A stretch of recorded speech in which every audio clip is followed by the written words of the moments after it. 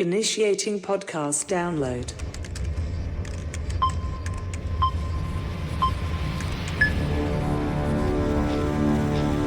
Prepare yourself.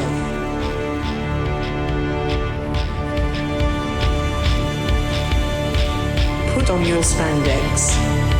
Lace up your boots. Wrap your wrists. Hide your razor blade. Head to gorilla position.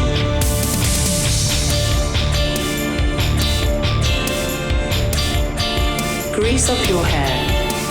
Apply baby oil. Okay, apply more baby oil. Get into gimmick.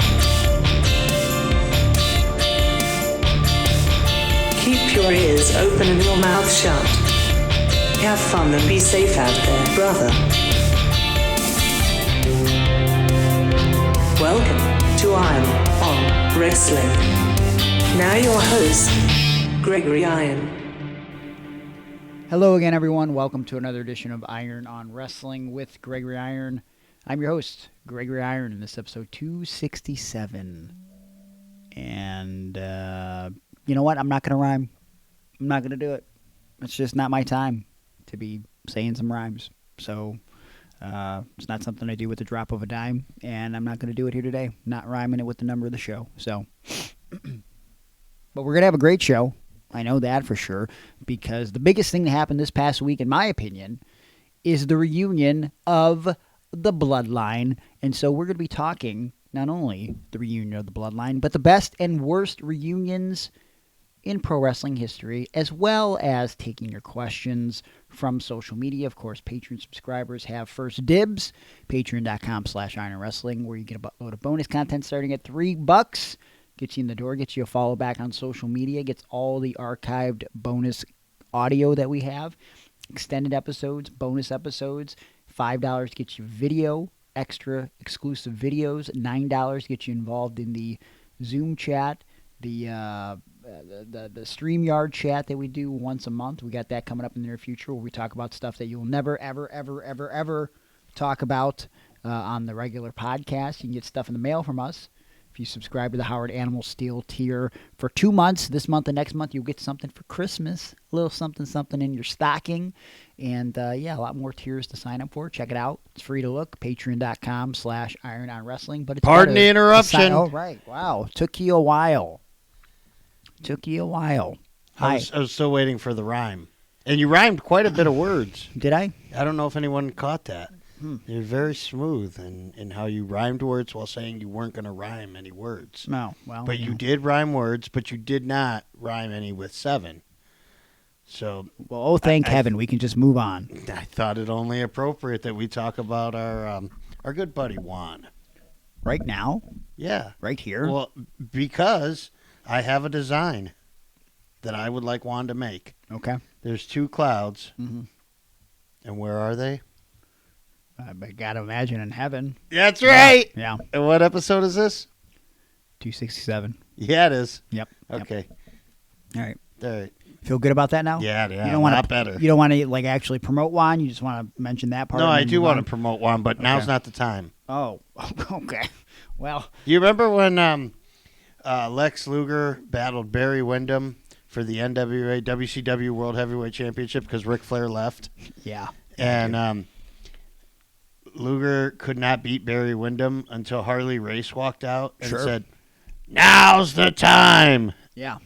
And Luger hit a pile driver, one of the worst I've seen, and he pinned Barry Windham and won the title. And, oh, my God, how could it be? Shocker. Yeah. Well, I just saw a pile driver this week, and it was by Kevin Owens on Randy Orton.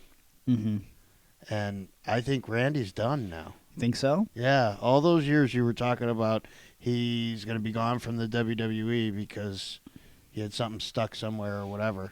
What? Remember? I don't tell our client friend. Don't know what you're talking about. Never mentioned that there was an issue with Randy Orton where he had something stuck up his ass and he was going to have to retire from wrestling. Don't know. Why would I say that? Well, now it looks like there's, I don't know if anything stuck up his ass, but they broke his neck live on TV. Yeah, it was crazy. I was watching, I'm sorry. I was watching and Try not to get emotional. I was very concerned. So, are you okay? You okay? Aaron, stop, man. Come on. Makes me feel uncomfortable when I watch grown men cry. It's gonna be okay. Listen, when I saw it happen, Meow. Okay, well, meowing seems unnecessary. I was a little worried, and Corey Graves was even saying, "Hey, listen, somebody in the back, we send some medics out here." And I was like, "Man, this is real life." Yeah. And then I saw fucking Ben Boone come out as an EMT. Now, how do you know that was Ben Boone? I recognize him. I trained with him. I've known him for nearly 20 years. Yeah? I thought maybe that was Ben Owens. Benjamin Owens? Yes. Yeah. It's got a good ring to it, doesn't it? I like it. Yeah.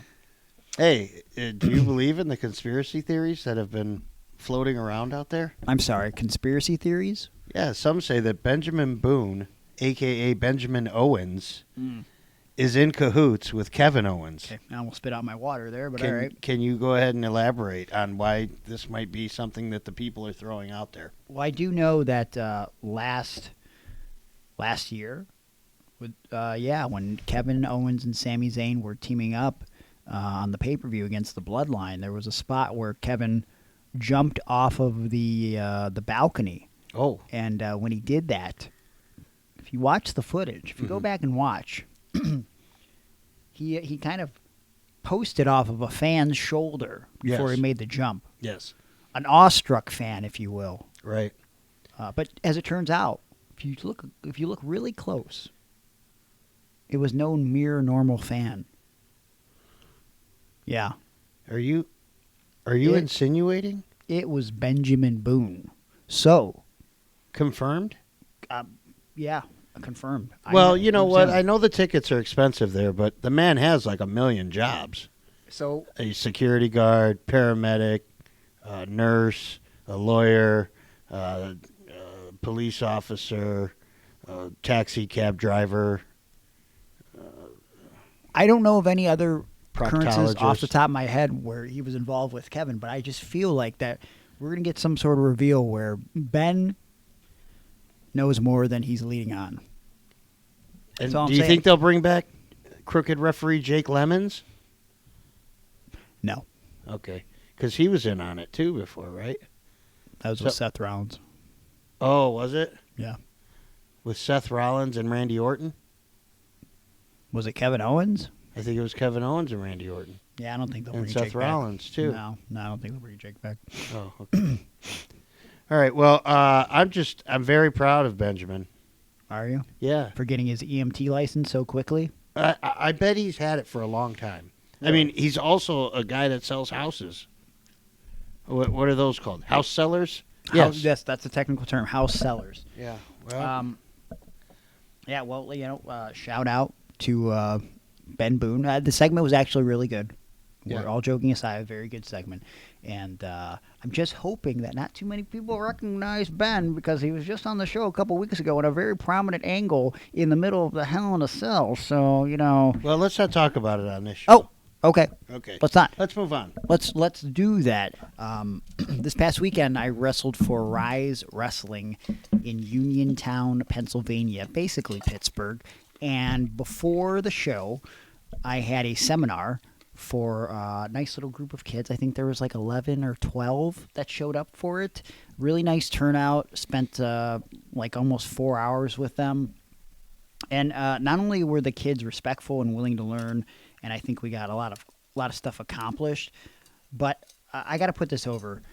Dean Radford and Brandon Kay that run the Rise Wrestling promotion and the school that they have in Uniontown, it's one of the best wrestling schools I've ever stepped foot in on the independent level, legitimately. So they have their school in a section of like a mall, a still pretty active mall, and it's impressive. They got a great ring. They got like big banners of all the people of prominence that have gone on to do really cool things, like Lady Frost and Lee Moriarty, who went to that school, and who's the girl in Chase U? Oh, Thea. Yes, she trained there. She's a Pittsburgh girl. Wow, and, I didn't know that. Yeah, and not only do they have like a nice setup for the ring and everything. Here, I thought she went to Chase University. Okay, and they have they got a little gym inside their center.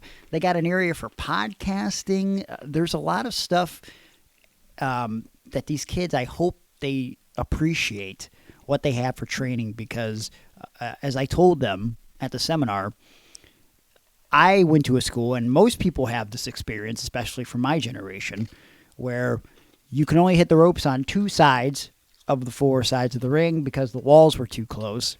You could barely go to the top rope to try anything. In my case, there was a dip in the middle of the ring, so where you're supposed to bump, the safest place to bump, you could not because the ring caved in, so you bumped off to the side. It was cold in the winter, hot in the summer because the air and the heating did not work properly, and it was just in a miserable, wet, disgusting basement, and that's how I trained to be a professional wrestler. Oh, I did have a broken weight bench downstairs in that area too that JT once tried to convince us that he was trying to sell to an individual that was very jacked and clearly trying to sell him steroids, but he wanted to kayfabe it and claimed that they were interested in buying this broken bench. Sounds like an excuse I used to make. Hey, also, that's not the only thing you've had broken downstairs. Are we? Oh, you want to go into this, huh? Well, I don't know. You posted a picture. Didn't you get a bill or something? They're still trying to come after you for money? No, that's For not your the wiener case. broken? I'll tell you what it is here, and then I'll come back and finish on the Rise thing. I could not believe that I got this in the mail. I posted on social media, so go to follow me on Instagram or Facebook if you want to see it. The envelope that came to me was from a company claiming that they were going to get me some sort of settlement fee, and it just was listed as, my name was listed as Gregory Iron Groin Injury, and I just immediately thought, is this a HIPAA violation of some sort? Like, I know it's not coming from the hospital because it's not your real name, but also groin and G iron. So rearrange the letters a little bit. So here's the thing. I think this has something to do with the GoFundMe from back in the day because I don't owe any medical bills. This is I couldn't even understand the verbiage in what was in this envelope. Some sort of settlement. I might be through GoFundMe. Something about some of the credit card payments were fraudulent. I think this is a thing that happens because a couple people posted about it on social media. I still don't quite understand it, but I don't understand why you would just, even if in the title of the GoFundMe, which I do believe was Gregory Iron Groin Injury, why you would think that's acceptable and okay to, like, before mailing out, like, yep, that's what we'll put. So everybody in the neighborhood can potentially see it. Everyone at the post office can pass it around and have a good laugh about this man's because penis. even when I get my dick pills in the mail, it comes in a discreet package. Yeah, so that was awkward. But what was not awkward was the match that I had at Rise. I got to take some time to put over one more person, PB Smooth. It's been a little bit since I've had conversations with him, and I've never wrestled him in a singles match. We've done some scrambles together. We've done some tags, but never one-on-one. And on paper, it might have been tough for some to tell this story. He's 6'9". I'm 5'4". I mean, he's legitimately 6'9". He's the NWA Exodus champion, Midwest champion, and we were both baby faces, right? And I haven't put together a match with him in a long time, and I got to say, I think we told a really cool story. And did you work his knee? I did not work his knee, no. Oh, I don't know. I'm not going to lay out the whole match, but I was going to say I would like to watch it. Yeah, I just think we told a really good and sort of different big guy, little guy match. We made it make sense, and I can definitely tell as a performer and as an artist, he's really grown. The people that he's been working with over the last few years have really helped him develop. There was little things that he has been doing, especially now that he's working TV, where it's like, I don't work TV that often, but I kind of have an idea of like what I'm doing, and I try to position guys as such. He's already doing it for me before I don't even have to tell him.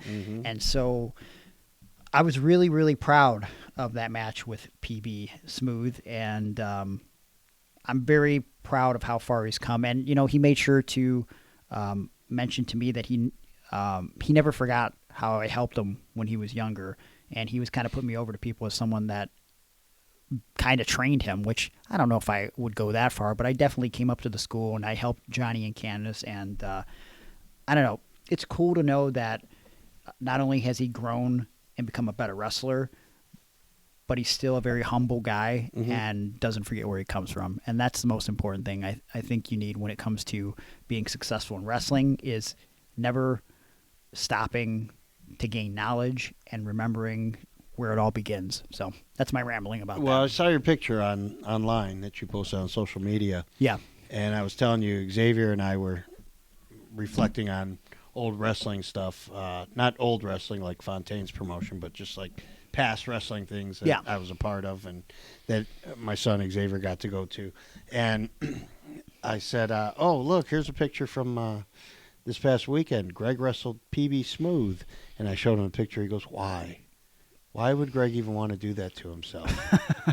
Like, that man will hurt him. Yeah. And, you know, my son's smart to the business. Sure. But he said, you know, it's got to be a rough day when you're working somebody that big, because you can't prevent them from being that big. And I go, well, it all depends. And I'll find out on Monday when we record just how beat up Greg is. But you look like you're in fine shape. Well, I'm sore, but I'm sore in the ways that I kind of planned on being sore. Nothing out of the ordinary, and I just I don't know. Paul is a real pro, and I got Who's that? Triple H? PB. Oh, PB. Mr. Levesque is a pro too, from my understanding. But you know, I'll go out on a limb. I'll say I'd wrestle PB every night of the week. You know what? It was that easy. Okay, all right. He's a very talented individual, and if you've never watched any of PB Smooth's more current stuff, definitely check him out. He's worth your time, and he's worth a follow on social media, so look into him. And you could see him very often working for the NWA, so I think he's on the CW app, so check that out. on what? CW app. What's that? It's where the NWA is on. They're on the CW? The app. Yeah. You don't remember the controversy with what's-his-face doing coke, and they were going to be on CW supposedly, and then they're just on the app? Oh, no. James Mitchell did that spot on that pay-per-view where they blew some coke. Pretty positive. Really? We talked about it on the show. Oh, man. Like they pretended they were snorting coke at a table. Okay. Yes. I'm like, how can you not remember this? But the CW, the TV station? Yeah. Isn't that what NXT's on? Yes. Or is that the WB? Same thing. Okay. Yeah. They're both on there. Huh. Yeah. But they're just on the app, not Okay. on the channel. So, anyways, let's take a couple questions from social media from some Patreon guys, and then we'll take a break, and then we'll talk about best reunions in professional wrestling. Let's see what we got this week. You guys have been pretty active with the questions as of late, and it is much appreciated. So, here we go. Who's the first person from Patreon? Well, you know what? I shouldn't even do this question, but I will. Juan Ortiz, who would you pick as the third person in a six-man tag match with you and Aaron against AJ, Big Justice, and the Rizzler in a double chunk chocolate death match? Oh, gosh. Well, I'm allergic to chocolate, so this is going to be rough for me. You know what? It's times like this that I wish New Jack was still alive, because that Yeah. would be my choice. It would be me, Aaron, and New Jack. And he would say, if you fuck up the dance, I'll stab you. He would say this directly to the Rizzler, Yep. by the way. Yeah. So, I would want someone that I would be uncertain if they could. You know what? I pick Michael Tarver. Yeah? Michael Tarver. I would align with him for one night because you know why? Because I know that he is a very dangerous person to wrestle. Oh. So as long as I don't have to wrestle him, it Yeah. would be great. So AJ, Big Justice, and the Rizzler, watch out. because Aaron Bauer, Gregory Iron, and terrible Michael Tarver is going to be coming at you real soon. Well, then I got to pick somebody. Man, I was going to pick Ricky Shane Page. No, I don't want the Rizzler to get a great post for I know. double when you put it the other way, I head was like, scissors oh, type I deal. see. Yeah. I want them gone from I this got business. it. Nope. Veda Scott. Okay. I want to reunite Hope and Change.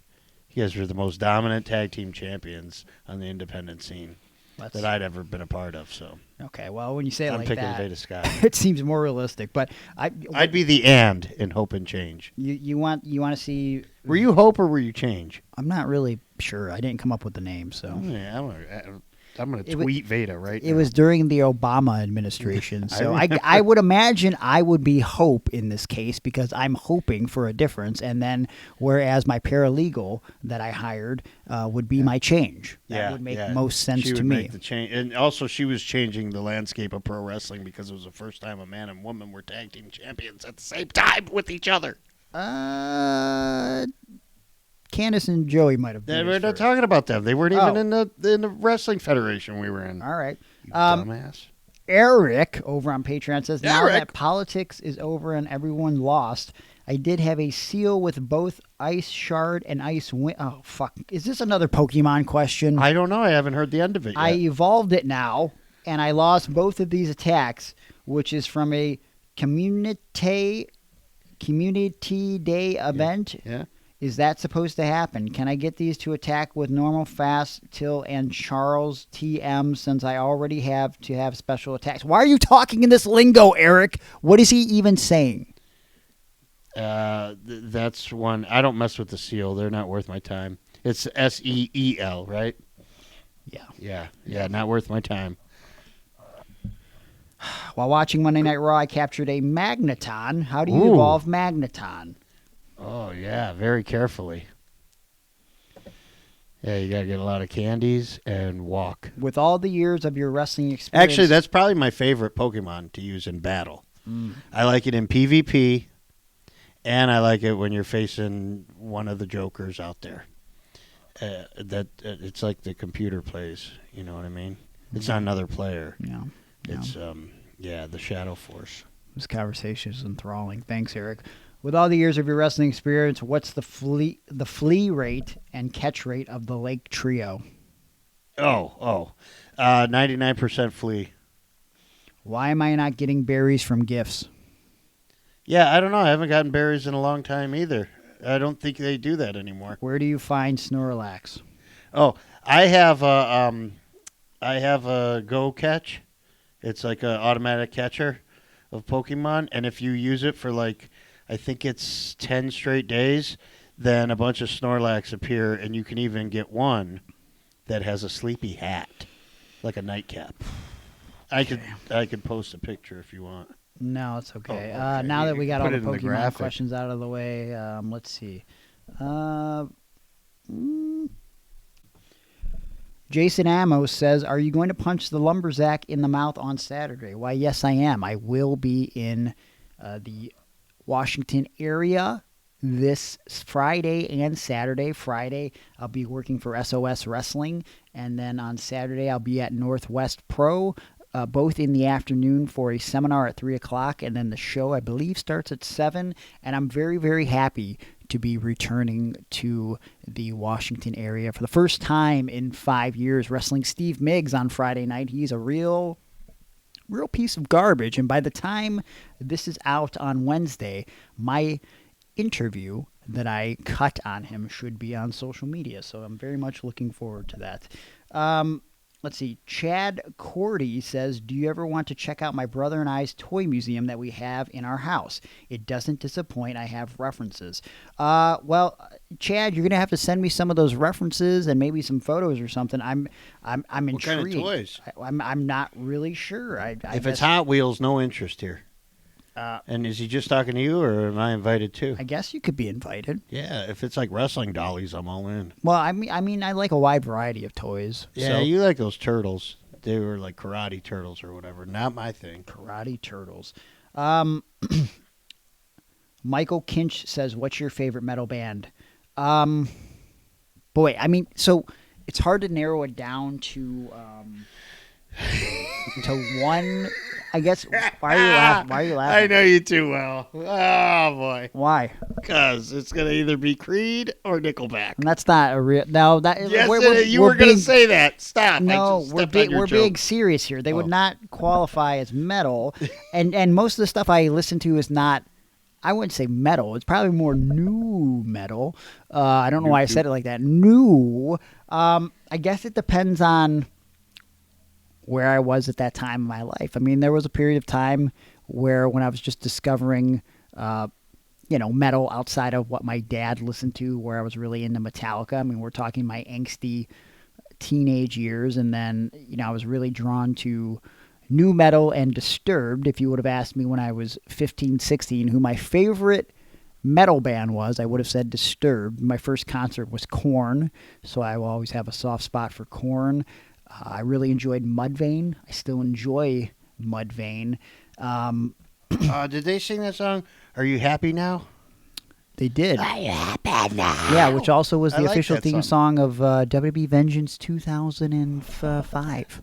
Puddle of Mud metal band? I'd say they're more hard rock. Yeah? Yeah. Mine is Disengage. I don't know if you knew them. I don't know Disengage. They were like a local Cleveland metal band. Okay. Kent, more in the Kent area. Okay. Fucking Disengage. As far as Ohio-ish metal bands go, I like Chimera. I used to wear their shirt. Did you? Yeah. Yeah. I know Vincent Nothing was always a big Chimera fan. And I think he got it from that Farrakhan dude. Malcolm Farrakhan. Oh, yeah. Yeah, and JC. Yes, and then the guys from AIW Yeah. gave me that shirt to wear one time, I don't know, I think it was like some fucking rib on JC. Okay.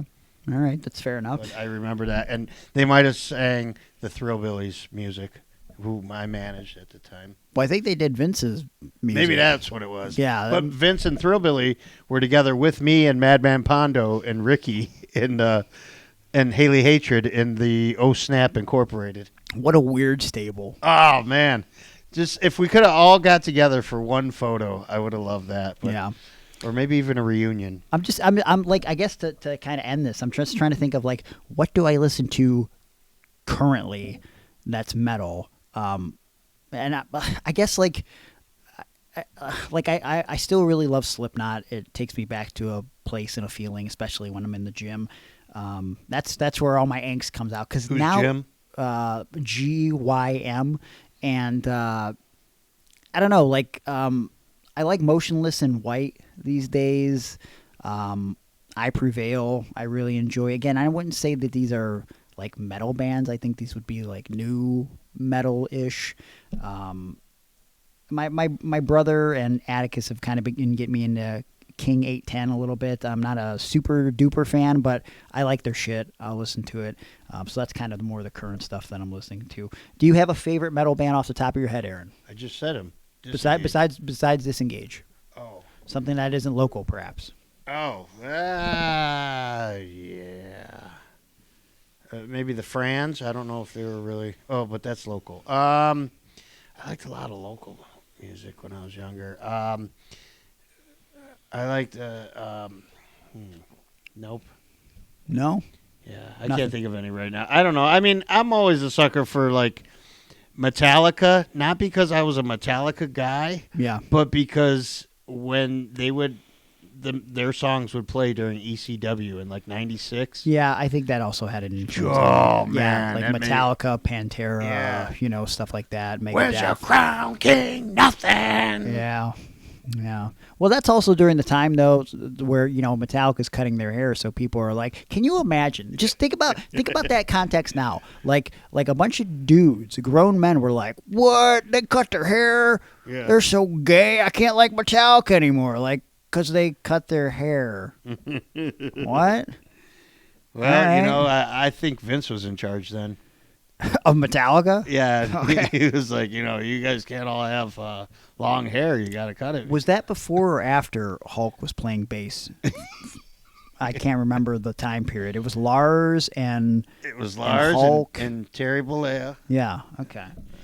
And he was also in the Rolling Stones, I think, for a minute. No, he tried to join the Rolling Stones, okay. but it fell through. Come on, man, get your shit together. Let's take one more, and then we're gonna go to a commercial break. Let's see, what do we have? Leah Pro says, are you doing any more seminars? If so, when and where? Like I said, the next one coming up is going to be in the Washington area this weekend. I looked at your page. I do believe you're in New Jersey, so I don't know if you want to fly out to Washington, but if you have a local promotion of some sort in which you'd like for me to come in for a seminar, let them know, and I'd be more than happy to come in, wrestle, do a seminar, and I don't know. At this stage in my career, I just feel like being able to tell stories and talk psychology and sort of help these young kids understand and try to get better at the things that they might feel like they're lacking in. That's the most gratifying thing I could do is bestow whatever it is that I've acquired over 18 years and help some people out. So if you want me in your area, hit me up on social media. We can work something out. But we got a lot more questions, and we've got to talk about the best and worst reunions in professional wrestling. We've got some ideas in mind, but we also took some of your questions and comments about that on social media, and we're going to address all that when we come back. Hey, I got a commercial. Yeah? Yeah, I got a whole product I want to get from Juan. I was talking about it earlier. Okay. I got the design. I've thought about it, and it's two clouds in heaven. Okay. Typical. One is an EMT, and he's going to try to get to somebody that's injured. The other is a security guard who has his hand out telling him, stop. So the EMT, you don't want to do this. The EMT is also dead? They're in heaven. Yeah. Just visiting. Gotcha. Okay. So, anyway, both of these guys are Benjamin Boone. I would have never guessed. Yeah, and this is a design made by Juan Ortiz and Of the Dead Designs, who's been in the business for over 20 years. And despite his incredible credentials working with some of the top stars in all of wrestling, someone like Aaron is going to pay him money to create a design with Ben Boone 2 times on 2 different clouds. Why? Who knows? But Juan will take your money. But you're thinking to yourself, well, I don't want him to take all my money, man. I mean, like, he's doing stuff for people in WWE and AEW and TNA and all these other places. How am I going to afford this guy? Well, you can, because he's got reasonable prices. I would argue the best prices in the industry. And how would you know what he's charging? Well, you just got to reach out to him and have a conversation with him. The holiday seasons are coming, and you probably should get some sort of artwork done for yourself or a family member or a loved one. Anything, Juan will make it come to life. That's what he does. So you can also save $20 if you mention Iron on Wrestling, and I do believe you should after you follow him and DM him. He's on social media, on Instagram, at Of the Dead Designs. Facebook.com/ofthedeaddesigns, or go to his website, ofthedead.weebly.com, because Juan Ortiz and Of the Dead Designs, hey, they're bringing artwork to life. Speaking of Benjamin Boone, he's been looking great lately. How would you know? You're only seeing him in EMT outfits and in security guard outfits. Well, I'm on his OnlyFans. Okay. Yeah, so I've been subscribing to that. And he hasn't confirmed this yet, but my guess would be the only way to get a body like the Bachelor, Benjamin Boone, is to go through a good buddy of ours by the name of Mike over at TNT Health. Ah, yes, TNT Health. TNT-health.com. It's where I get all of my essential supplements, like my pre-workout. I use the Zoom sometimes if I want to get that boom, boom, boom going before I work out. Do you ever use the glutamine? I do for my post-workout. I need that for my recovery. And actually, after I beat up my body sometimes, even if I don't get a lift in, I'm always taking my glutamine because it helps me with my recovery overall. I also take my creatine every day, even if I'm not lifting, because it just helps with my gains long-term.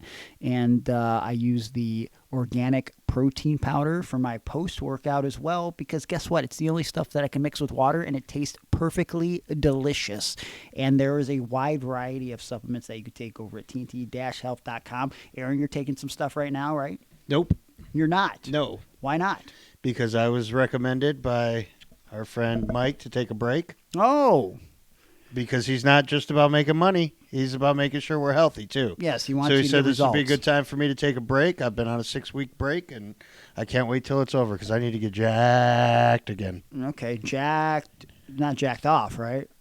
Yeah, I could get jacked off. I'd go for one if you're offering. Well, I'm telling you guys. I'll tell you which hand to use, too. Well, I'm scared to hear your decision, but don't jack yourself around publicly. Private, I guess you can, but check out TNT-health.com. Check out their pre-workout, their post-workout, their pro-hormones, all of their stuff for your health and wellness journey. Whether you're just getting started or you've been on one for a while, Mike is going to help you every step of the way. He's going to go above and beyond the call of duty. He's going to help you with the extra information you might need, like your macros, your overall nutrition, like what you're putting in your body, what you're taking out of your body, so you can get the best results possible. So you should reach out to TNT Health right now. Go to the website, check it out, TNT-health.com. Use our promo code IRONON, IRONON, and you will save 10% on anything and everything you buy. So what are you waiting for? TNT-health.com. It's about your health today, not tomorrow. All right, we're back. This past week, I believe it was on Friday Night SmackDown. Am I correct in saying that? The reunion. What? We're talking about reunions, asshole. Well, what? Best you reunions. didn't say that. You could have been talking about anything right now. Okay. Yes. So there was a good reunion. Yes, this past week, the Bloodline, the original Bloodline, Jey Uso, Jimmy Uso, Sammy Uso, and Roman Uso Reigns reunited for the first time, and I think this is the first time they've all been together since what? Royal Rumble 2023? When Sammy decided to walk away from Roman and hit him with that steel chair. Right? Yeah. Started the downfall of the Roman Empire. Yeah. And said, you out. And if you out, then I'm out too. Super kick. Yep. Hard times, Daddy. And crowd was way into this. I will say that I am kind of shocked that Paul Heyman wasn't the one to bring them together. That seems to me like, I guess that's like a whole other booking thing for Patreon maybe, but it just seemed to me like Paul Heyman was going to be the obvious thing to bring them together. Yeah. But they didn't do that. I don't know how they bring back Paul Heyman now. Maybe there's still some kinks to be worked out before Survivor Series. I kind of think that you just hit the nail on the head right there. Yeah. Is that we got the problems between Sammy and Jimmy, because Jimmy doesn't fully trust Sammy right now. Yeah. Roman and Sammy, they're all kind of together. Yeah, they got the fingers up, but they're still... Right, but they're all watching each other out the corner of their eye like they hacksaw Jim Duggan. Yeah. So... okay. With that wonky eye. Yeah. Or Shawn Michaels nowadays. Yeah, all right. What do you think happened? To who? Shawn. He's told the story. I wasn't always. What? No, he's told the story before. Okay, what happened? He bumped weird in a match with Kane at like Unforgiven 2005, 2004 or something. And after that, his eye just started kind of wandering around a place. I forget what it's called, but essentially the doctors told him like it's just it's out of place, and they could do a simple little incision and put it back in place, and he'd be fine. But he's like, I don't care. If it wanders out every now and then, he's like, whatever. Right. So that's just where he's at. Yeah, he's a man of God. Well, I don't know if that has anything to do with it. He just doesn't really care if he gets surgery on his eye. Okay. Doesn't care what he looks like. He's got a beautiful wife, and she must accept him for who he is. Yeah. So I mean, it's like Mick Foley with his lack of teeth. Yeah, or ear. You always see like what's her name, Colette, and always wonder like what, why? He's always like, I got this smoking hot daughter, so I don't care if I have an ear. I'm sorry, are we talking about Mick Foley saying that or Donald Trump? Or Vince McMahon. Yeah. Yeah. I'm talking about his wife. I'm talking about his daughter. Why would he say that about his daughter? She's smoking hot. He produced her. He would not say that though. That's weird. That's something a weirdo like Donald Trump would say. You're weird. Anyways. That's your president you're talking about. He'll have you sent to jail. You son Jesus of a Christ. bitch. So, we went to social media, asked some people about their favorite reunions and some of their least favorite. I'm sure this will get us off on a tangent, and there's probably some others that aren't listed. But let's start with Corey Frizzle, who said the Authority Evolution 2014 was pretty great, featuring Blutista. Yeah, I did like that. I was pretty pumped. Man, that was one that didn't even cross my mind. I don't know why. Hey, good job, Corey. Yeah, it was. I haven't talked to Corey since that day he got thrown out of AIW for attacking the Irish Airborne. Oh, that's the thing that happened? I think that's a guy. Corey, you're listening? Let me know. I think, I guess that's a whole other podcast. But he had a good question that won't get him thrown out. And I did like the return of Evolution in 2014. Obviously, it lacked Ric Flair. But at that point, we didn't need Ric Flair because we were in a 3-on-3 feud. It was the Evolution versus the Shield. And they did a nice little series of matches following Daniel Bryan's victory at WrestleMania 30. They segued into this little ditty, and it was not that ditty, but okay. But yeah, it was a good time. I remember it culminated, I believe, at Payback with that crazy. I don't know if it was a street fight, but it ended up going out in the crowd and Seth Rollins diving off shit. And the very next night is when he turned on the Shield. And because Triple H always has a backup plan, right? And it was a plan B, right? Yes, but he's always got a plan B. And I had this girl take a plan B. Okay, we don't want to hear about that. We did get Blutista out of the situation. That was pretty great at that time. And I don't know. I did think having the Evolution back in 2014 was really cool because for me, when they debuted in 2003, I was like, 16 or something? So I was way into Evolution. I really thought they're cool. I loved Randy Orton. Like really? Yep. Because I had already saw him as the Four Horsemen. I guess. To me, it was just like a ripoff of it. But looking back even further now, I can appreciate that if you're going to bite off of somebody's faction, it's that. Because I see what they're doing in AEW with Moxley, and it's like they're trying to be nWo, it seems like. Yeah. A lot of the segments are the same, like people waiting out in the parking lot and dumb stuff like that. Yeah.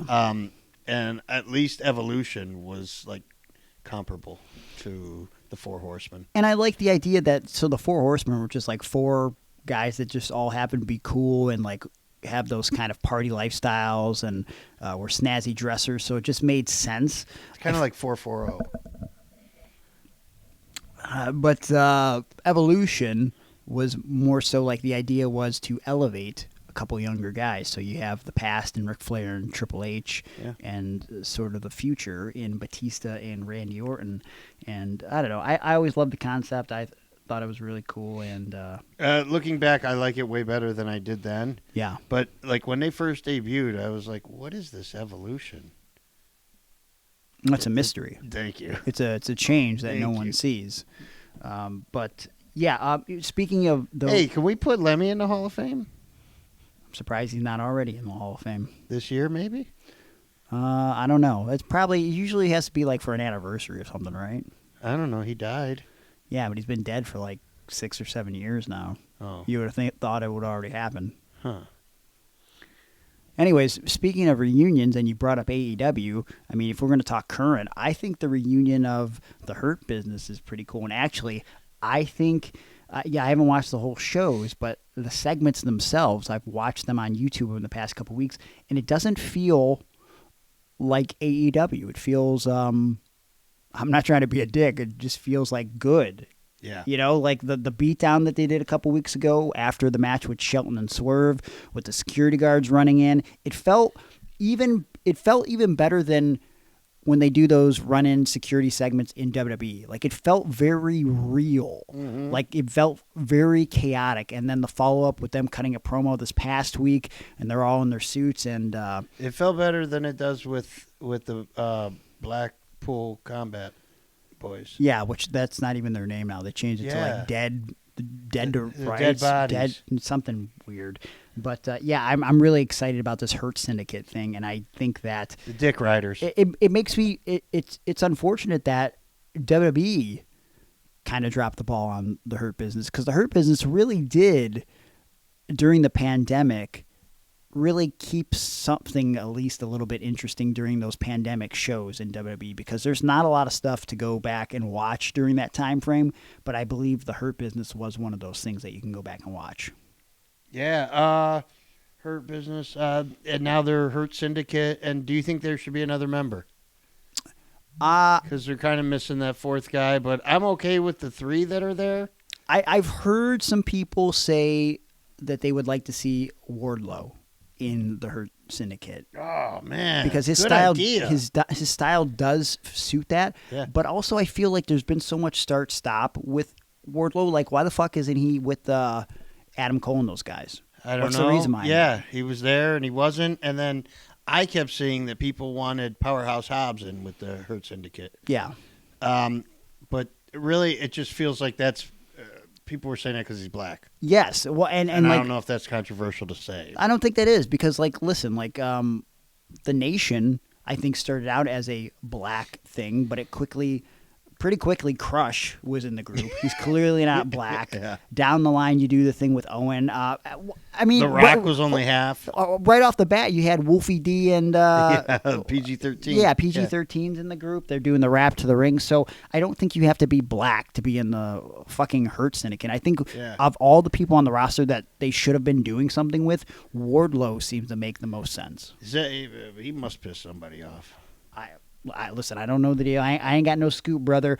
But Zach Corbett says that he believes pretty much every FBI reunion post-ECW has been terrible and pointless.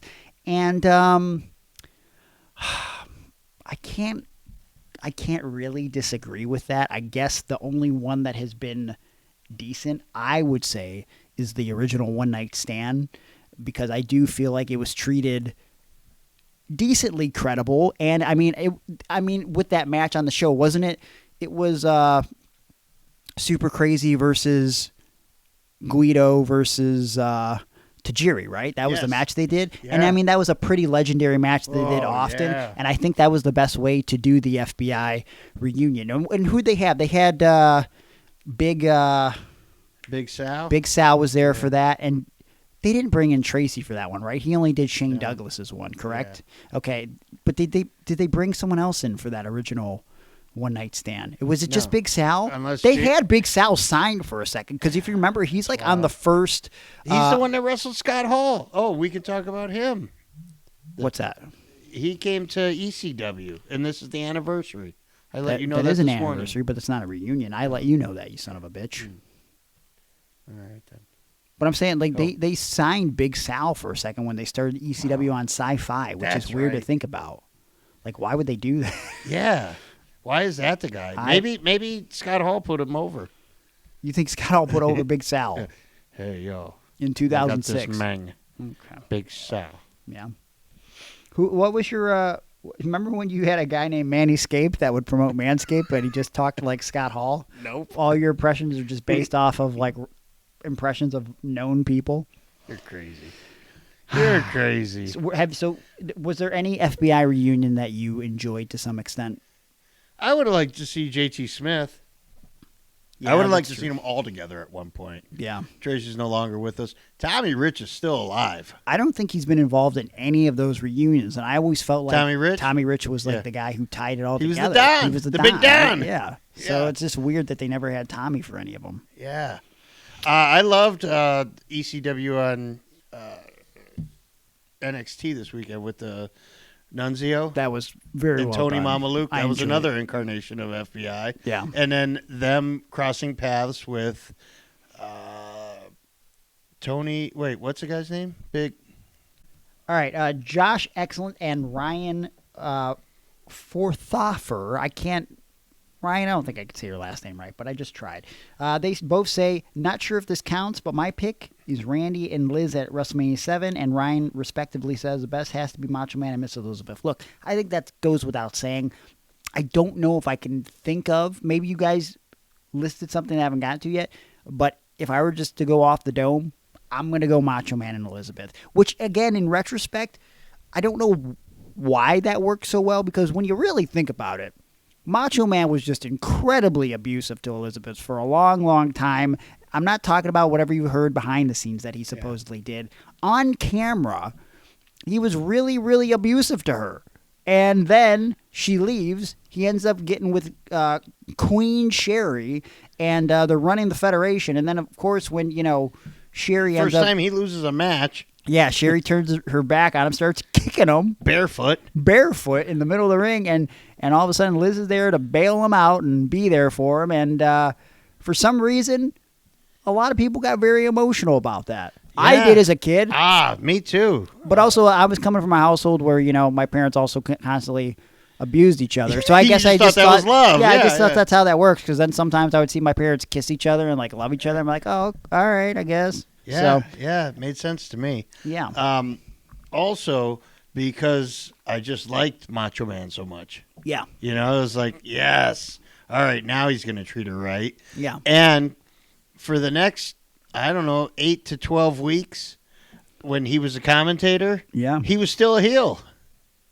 Do you remember that? He was. Yeah. Yeah. You know what? I always forget that because, what stands out to me is there's a Saturday Night's Main Event in April. Yeah. And he's the backstage interviewer, and he's interviewing Slaughter and kind of being sympathetic towards Slaughter, where I always forget that. Yeah. That's weird as fuck. He really doesn't become a babyface until, I want to say the Jake stuff, but I gotta imagine the wedding.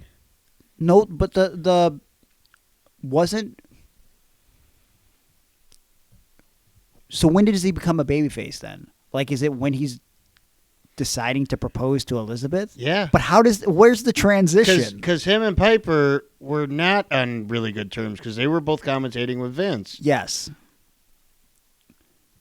And then I believe I want to go back now and see the segue into him. So he aligns back with Elizabeth. Yeah. He continues to be a heel, and then one week, what happens? Vince is like, "Oh, you ever think about proposing to Liz?" What happens? I don't understand because I need to know. So I got disjointed for a second because I started thinking about the moments from '91 that I remember with him on commentary, and it's him and Jake, and I was like, no. Was that first? But then obviously the wedding, there's the proposal where he says Elizabeth a million times. Elizabeth. And He's Roddy's not saying buff, he's saying bit. Elizabeth.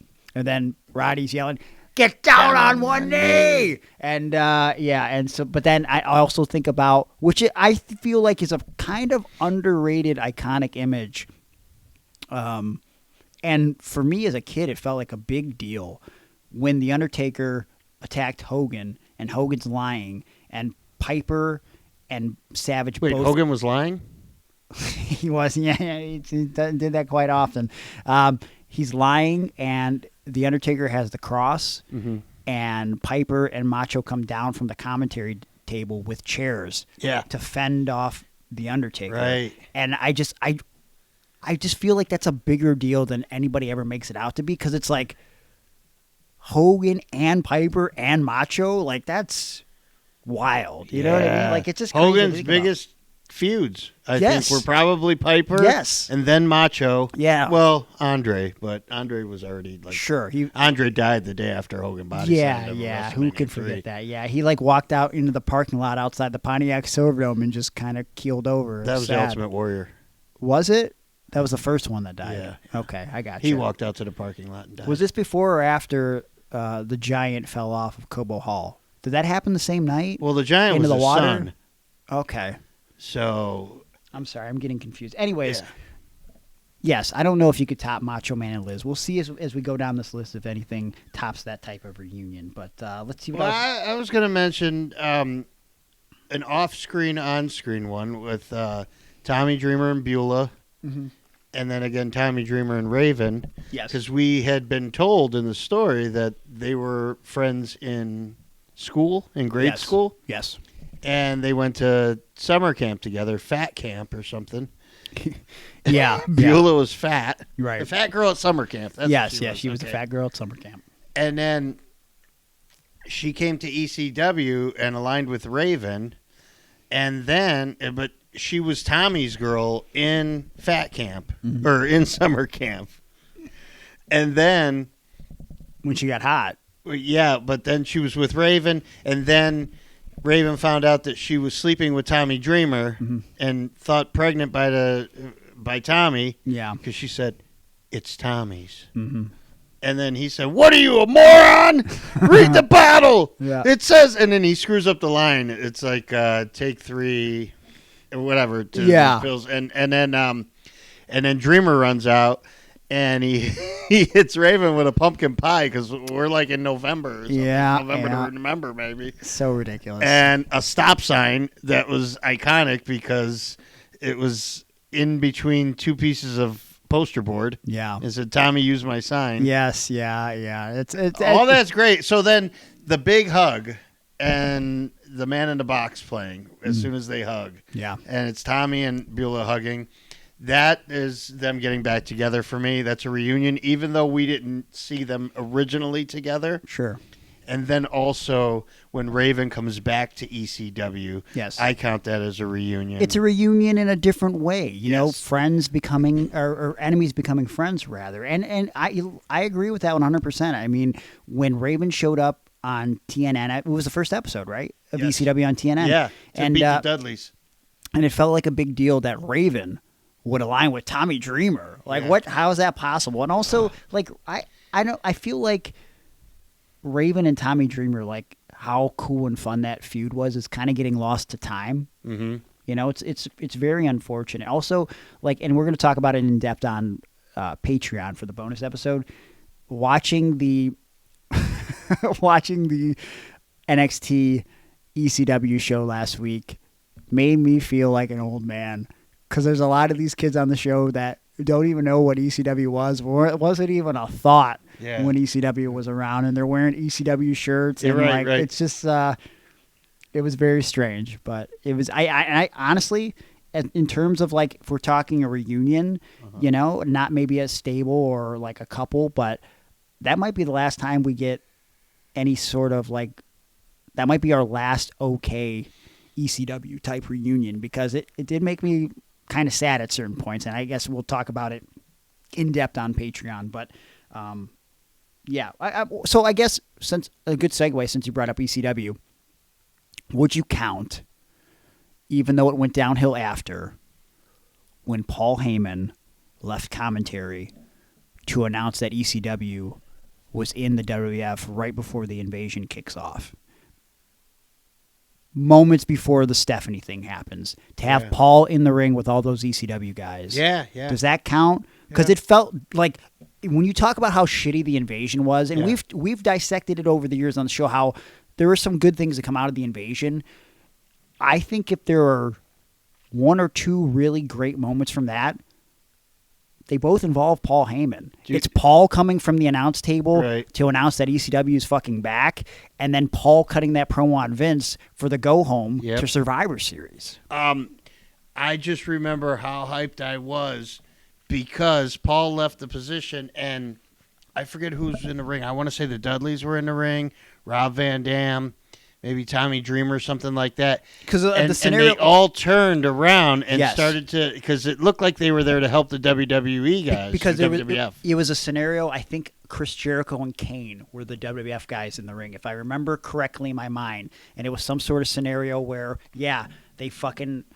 They're two like Dudleys are in the ring, and like maybe Taz, but then all of a sudden these ECW rogues are coming in, like RVD and Tommy Dreamer and like Just Incredible, and people are like, what the fuck? And then all of a sudden they all turn. Yes, and it's a moment. Paul But Heyman, I saw it as it was happening because I go, who's in the ring? Oh gosh, look, it's gonna be ECW. They're gonna be back. and it's gonna be so great. And then seconds later, they're gonna beat the WWF. And by the way, control. Stephanie McMahon is the owner of ECW. And I was like, oh, well, I can forgive that. Yeah. I remember I kept saying, I can forgive that as long as we're getting ECW and maybe Paul will have some influence back there. Yeah. They were jobbed out, but it's okay. Yeah, not good. Let's see. Steve McGinnis says, when they reunited Chris Harris and James Storm, when only one looked like he was still a wrestler, it was horrific. Yeah, listen, I would like to forget that because, man, when TNA started, America's Most Wanted was fucking cool. And it was one of those teams that probably wasn't supposed to work. They were just kind of thrown together. Yeah. And they worked. I loved AMW in those early days of TNA. And, I mean, I think the downfall really begins when Chris Harris tries to go to ECW. And you know, listen, say what you will, but clearly Chris had to follow a drug policy in WWE when he went there, And I don't think it was to his benefit. Perhaps maybe he was going through some personal stuff in his life that we don't know about, and he gained some weight. He started wearing a singlet. I think the singlet made him look less than. And it also seemed like maybe they didn't really have any plans for him after he signed him. And it just like, it was never the same after that. When he tried to go back to TNA and they did some stuff, it just never had the same feeling. Right. Yeah, I remember I just, once that team broke up, I was never into them again. Yeah. And then, who was Robert Roode? He was with the other one, right? He was with James Storm. Yeah. And they were like Money Incorporated. Money Incorporated was their name. How about Beer Money? Beer Money Incorporated, yes. Yeah, they did very well. Yeah, and then I liked that team way better than I liked with the other guy, with the Harris. I think they both worked in their own ways. Yeah. You know? Yeah. So this is kind of controversial to me. If it's I don't remember another one happening. Aaron Blanchett said the Rockers reunion was pretty bad. Do you remember the same reunion I do? Because it was actually very good. You don't. I don't. Was it the whole thing with Kurt Angle? Yeah. Yeah. Okay. So yeah, I thought it was cool, but it's no. nothing... Not the match with Kurt Angle. I think the week prior, the deal was they had Marty come back to align with Shawn to wrestle La Resistance. So they came out to the Rockers music, and they had a fucking good tag match, which led to them bringing him back to wrestle Kurt Angle, which led to them re-signing Marty. Yeah.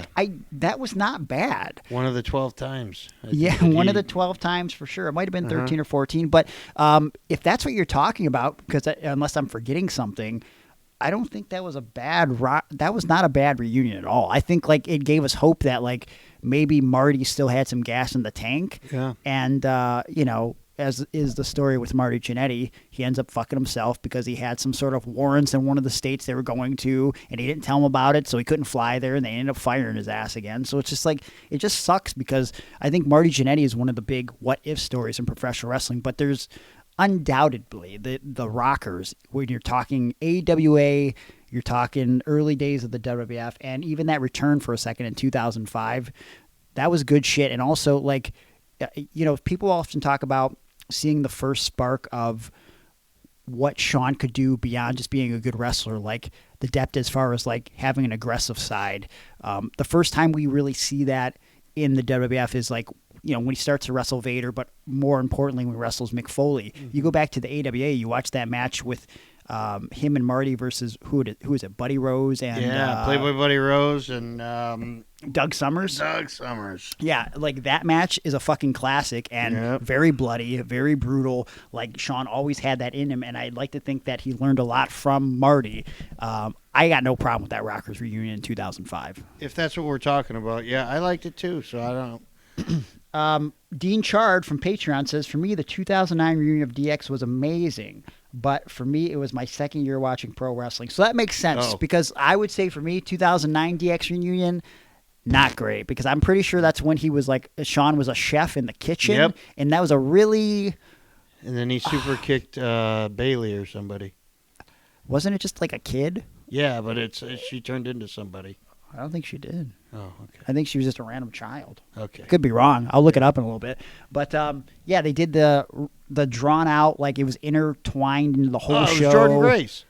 No, it wasn't. No? Why are you just making stuff up right now? All right. Jordan Grace was not in the DX. She did a skit talking about him being a chef, that they put on social media, but she wasn't in the skit. Oh, maybe I'm confusing things. Jesus Christ. Anyways, yeah, I wasn't crazy about the 2009 Oh, no, the little girl was Tiffany Stratton.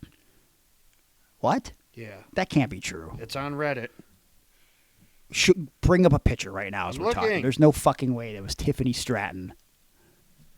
Fun. He's watching a video clip of a small brunette child from a Reddit post. Well, you think Tiffany Stratton's blonde hair is natural? No, I'm not saying that, but that's clearly not Tiffany Stratton. You're not Tiffany Stratton. No one's ever made up anything on the internet, that's for sure. 2006 DX reunion, I did enjoy. Also, I'm about to exit my 100% fandom and become a wrestler, but I remember the anticipation for a DX reunion in 2006. It starts at WrestleMania 22. My last pay-per-view as just a fan, okay? Because I was about to start wrestling training literally the following Tuesday. And they do the thing where Shawn's wrestling Vince, and Shawn's on top of the ladder. Right before he delivers the elbow, he does the fucking suck it chop. And the crowd did not want to cheer John Cena in the main event against Triple H. And Triple H, during the match, he does a fucking suck it chop. And so everybody on the internet and at home are like, oh shit.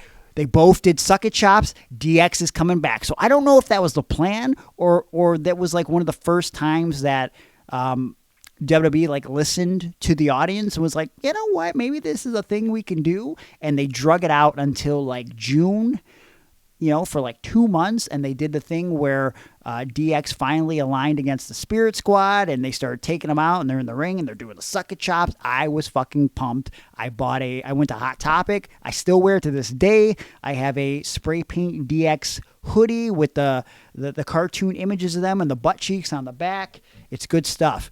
I will also say, and I think people forget about it, but there is a little bit of an issue I have with it.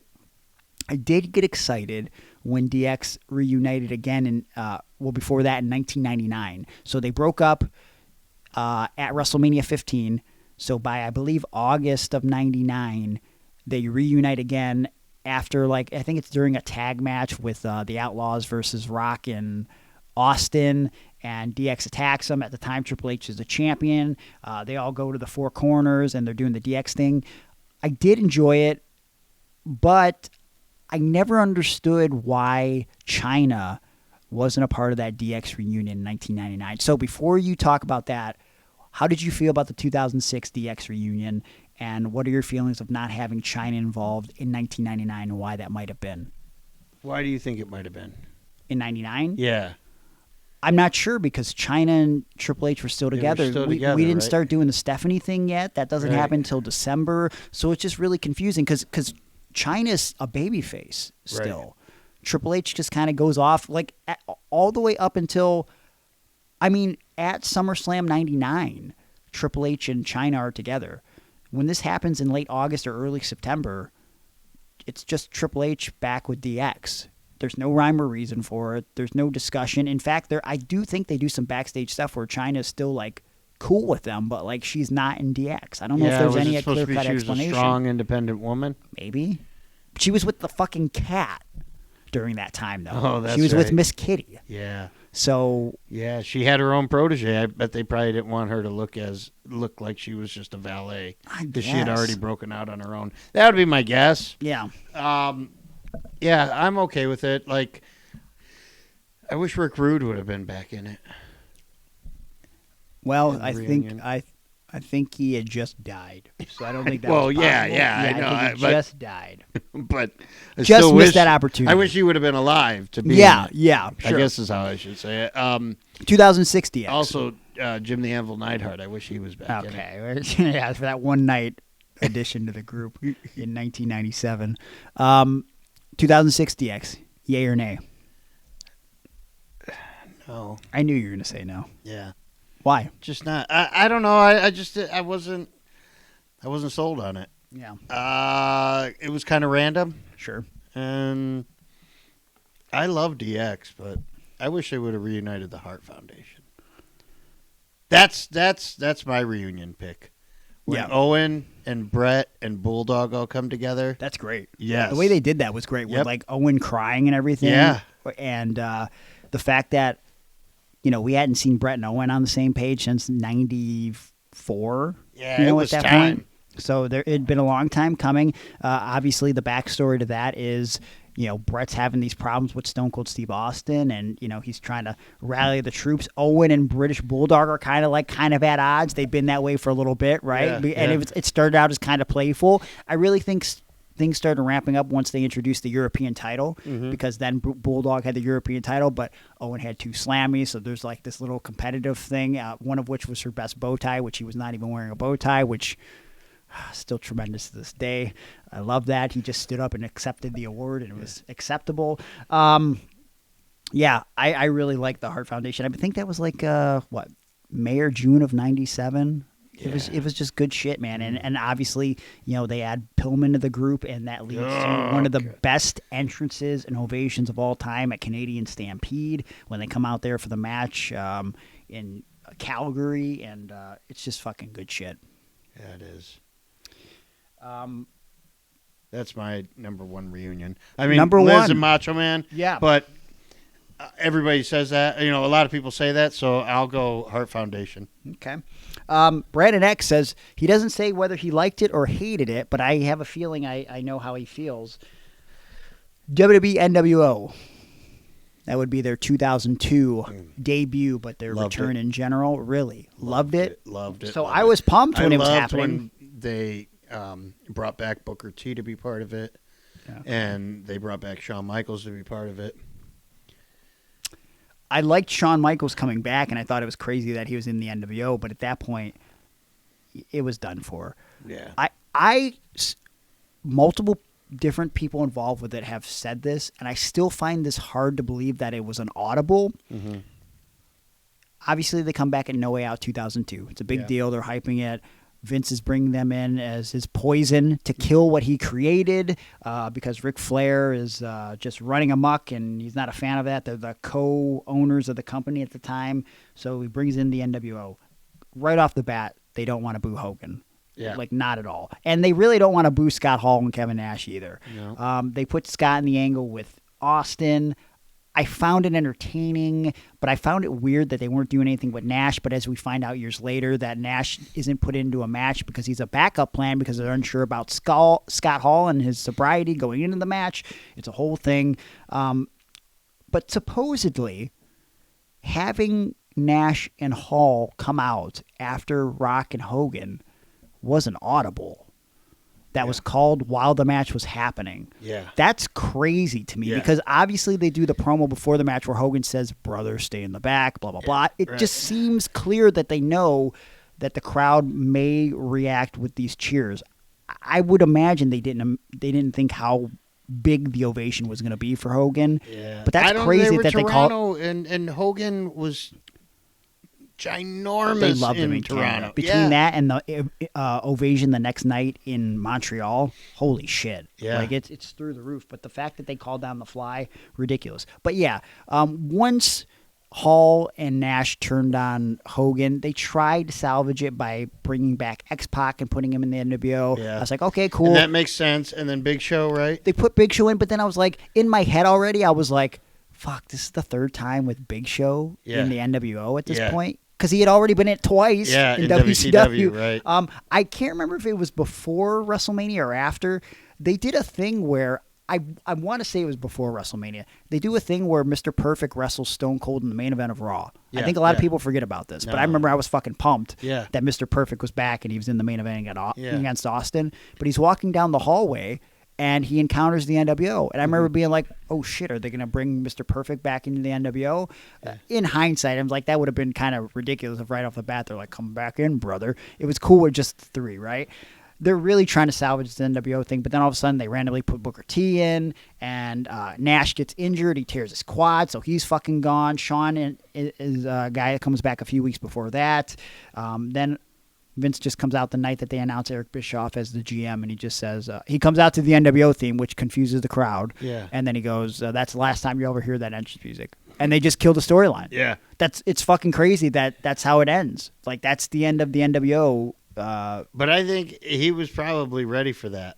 Vince, because he was like, see, it doesn't work on a WWF level. It doesn't work because, like, no one wanted to hate Hogan. Like, listen, again, I was pumped that the NWO was coming back, but it just, it was bad timing. Mm-hmm. And the brand was kind of dead the way that we knew it. And listen, we've talked about it on the show before, it never got the real payoff that it should have got. It went on for too long. It got watered down. I don't know. It was just unfortunate that it was not a good reunion. Yeah. Not at all.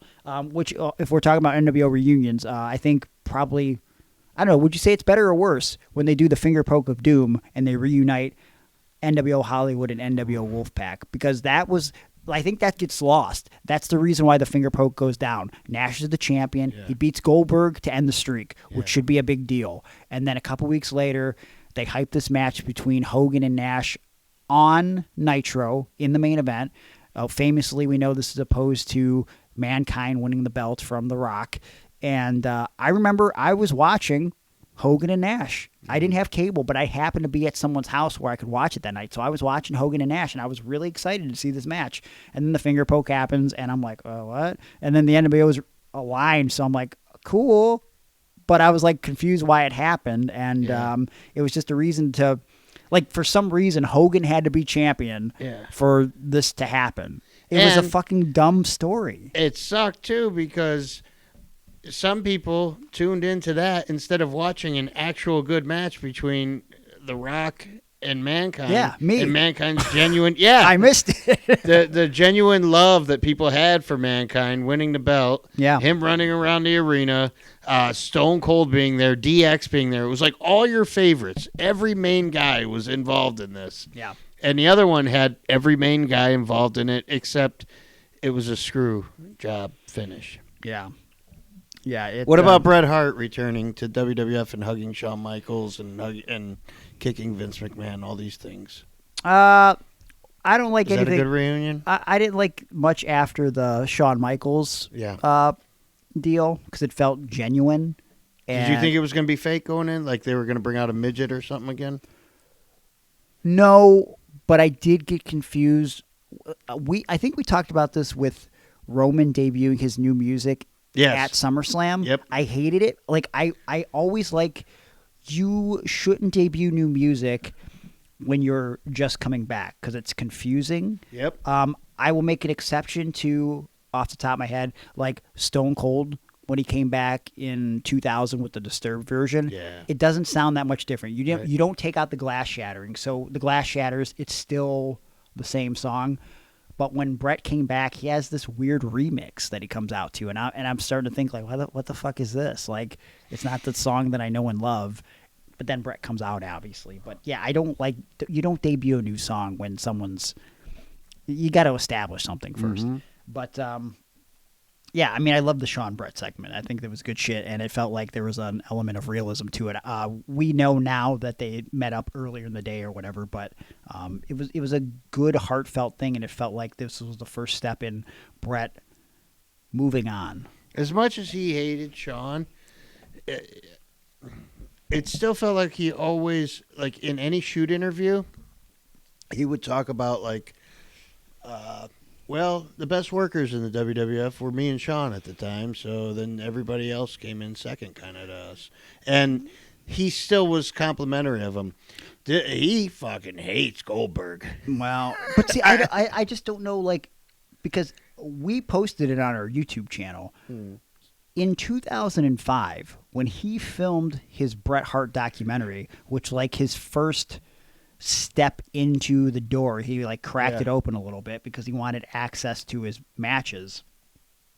He says in that documentary, it's a shame that a good guy like Goldberg is the one that ended my career. He doesn't bury him. He doesn't say anything bad, but then at some point it just takes a weird turn. So I don't know what that stems from, but I don't know. It's unfortunate that they can't get along. Justin Herbst said that he does enjoy the NWO Wolfpack 99. Best, he says, is DX. But which DX reunion are you talking about? Alec Karkoff says not entirely popular, but I did like the reunion of the Shield.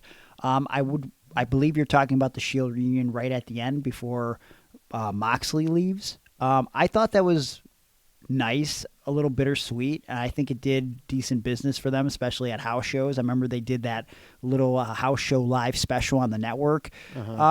And listen, I think in the moment, a lot of people would say when they still existed, oh, it's weird that they list the Shield. I think you've said it yourself. Like, it's weird they put Shield as like one of the best teams of all time. Like, they put him as number one, as the number one faction. I don't know if it's number one, but I think you can make an argument based on, like, name another faction that after being assembled, not before. None of these guys were world champions, and by the end of it, every single person in that group became a world champion. I don't know. And in different companies. Yeah. Now, here's what was eye-opening. When you brought up the fact to me that the Shield was probably together longer than any of my favorite factions. Yeah. Because I was like, no, they were only around for like half a year or something, or a year. And you were like, no, they were on a long time. Yeah. Like longer than DX, the original. Yeah. 2012 to 2014. Longer than was Heart that first Foundation. run. Yeah. Yeah. And it's crazy. Like, just for example, like when we talk about the breakup of DX in 99 and the reunion, I felt like as a kid, it had been so long since DX had been together. Yeah. But in reality, they broke up in March and they were back together by September. Yeah. What? Like, that's weird. And it's crazy to think about now. Like, it's felt like an eternity. And in some ways it has been. The reunion of the Bloodline, which has spawned this whole conversation, it sort of began to dissolve. It wasn't the way we know it now today.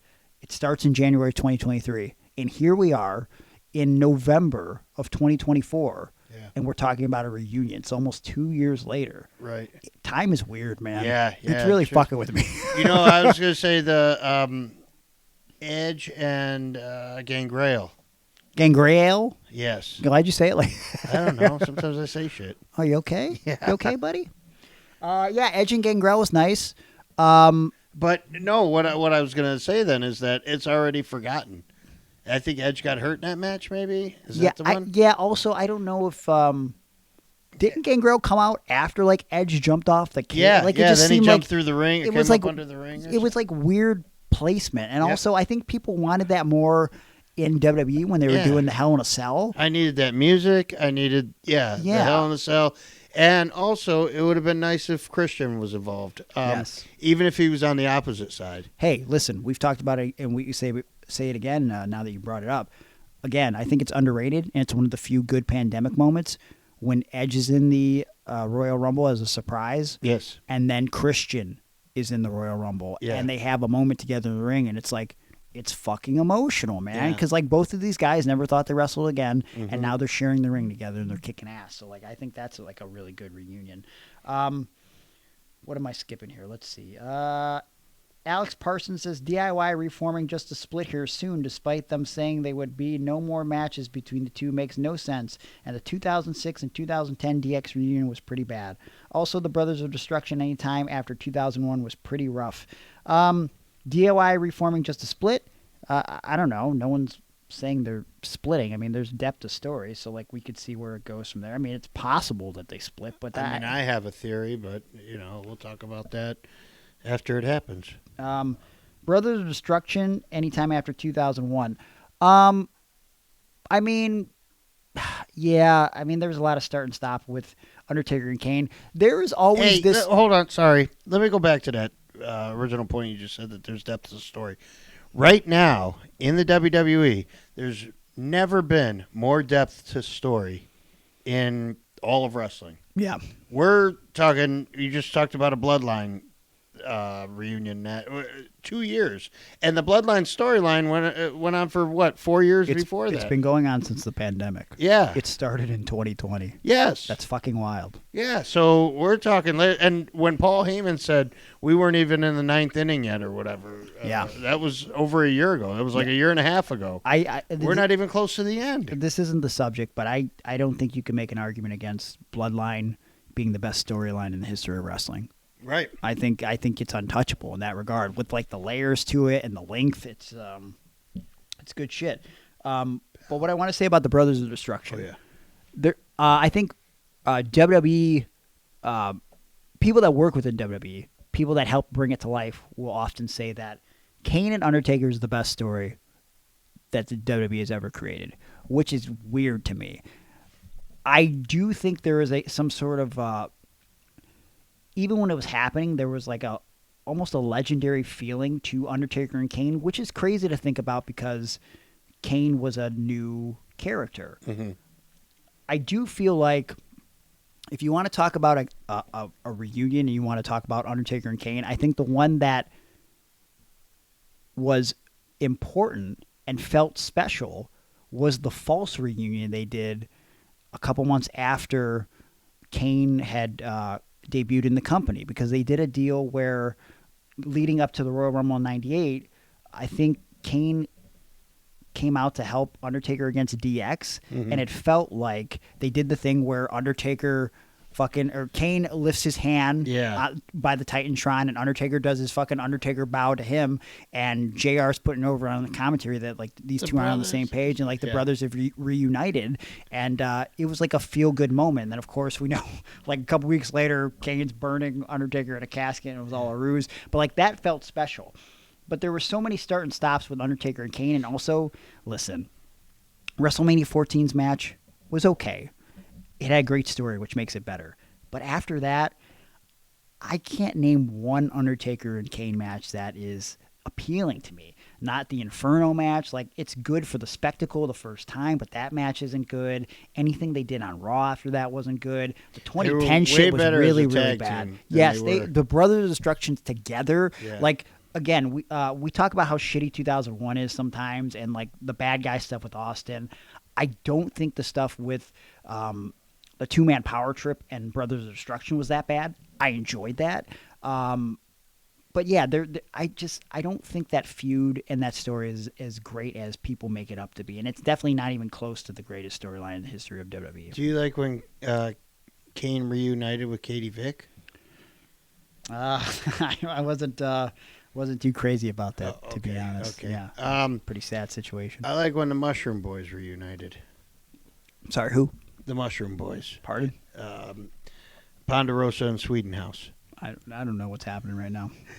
Headhunter A and Headhunter B. Oh, okay. All right. Wow. Which reunion is this? It happened on the Insane Clown Posse tape. Okay, I forgot. It was a Stranglemania. All right. Yeah, I forgot about that. The brothers have reunited. Oh, my And it God. was just random because, like, they just wrestled each other in a glass in your ass match.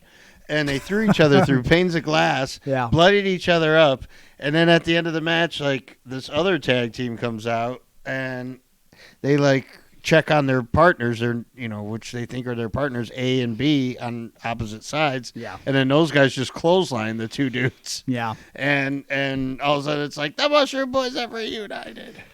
Stranglemania, as a VHS tape, exposed more people to pro wrestling. I would say around that time, just as much as people were exposed and got their first whiff of wrestling through the Attitude Era, I think Stranglemania opened the door for a lot of wrestling fans, honestly, and I don't think that gets talked about enough. I was telling you, my buddy, Tiger Rudo, his cousin played in a band that I believe did some shows with the Insane Clown Posse, and this dude's name was Porno D. Good name. Yeah. And so they gave Porno D a tape, like a comp tape. Like, hey, check this out, man. And he let me borrow it. And that changed my fucking world. And I knew right away. And I remember Rod and I were just forming UCW. Hey, bro. Oh, okay. And, sorry, I didn't know him without that. Yeah, right. And we were forming UCW, and I kept saying, is there any way we can get commentary? Like, we weren't even filming whole shows, but I wanted to do commentary because I said, this fucking sold me on wrestling. I think a lot of people would be entertained by this. Yeah. It was just, and I kept saying, I want to book the Insane Clown Posse to do commentary during the shows. And I don't think he cared for them too much because they were kind of exposing the business. But he was also laughing his ass off because there's like a point where one of the ICP goes, well, shit, that punch was fake, but the rest of them are real, or something like that. Yeah. I remember us laughing our asses off at his house and thinking, okay, well, how do we find these guys? Little did we fucking know we had an in with them because we had an in with Sabu. Yeah. Sabu was with them. They were all training together. Sure. Van Dam. Yep. Pee Wee Moore. Mm-hmm. All those Detroit boys. Yeah. Let's see. We're running out of people's feedback here, but someone said when the American males reunite, it'll be the best reunion ever. Yeah. American males. I mean, it's not impossible. I mean, they're both hanging out with DDP and they've got their life on track, so it could definitely happen. Let's see. Michael Kinch says DX coming back with Triple H and HBK in 2006. Worst might be the Four Horsemen in fall of 1998 because they booked it bad.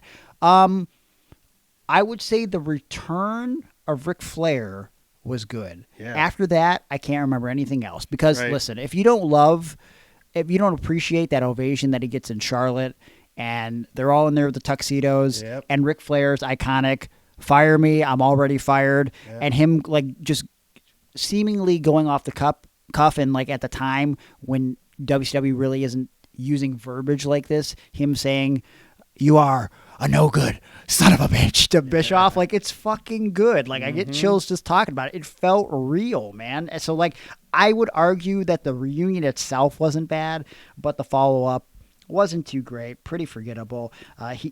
Michael goes on and says it felt like they were going to do something big with them, and they didn't. Yeah, that's typical WCW. Not on those guys, though, WCW booking.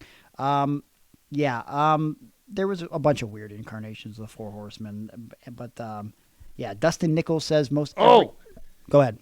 That reminded me. I had one on the tip of my tongue. I was trying to tell you earlier. I could not remember it. What you got, brother? Dustin Cody. Oh, that one. Okay, that was a good one. I thought you were going to say Dustin and Dusty.